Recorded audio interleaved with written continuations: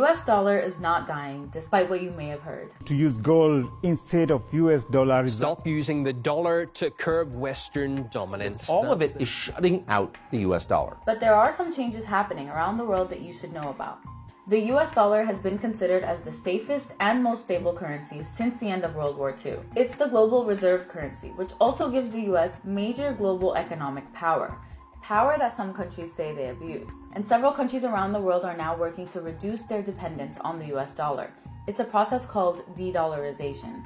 Let's start off with BRICS. It's an alliance of the world's emerging economies: Brazil, Russia, India, China, and South Africa. And together they make up 41.5% of the global population. They present themselves as an alternative to the G7 and set up their own bank, the New Development Bank, as an alternative to the World Bank and IMF. An increasing number of countries like Saudi Arabia, Iran, and Indonesia have also expressed interest in getting on board with BRICS. And the war in Ukraine has played a role in this. After Russia invaded Ukraine, it got hit with major US-led sanctions, freezing nearly half of its foreign currency reserves, about $300 billion, and removing some of its banks from SWIFT, the global financial transaction processing system. And this was seen as a red flag for other countries, fearing that their foreign reserves could be at risk based on their foreign policy. BRICS have even been talking about creating a new global currency, but that won't happen anytime soon. What we are seeing happen, though, are deals like these.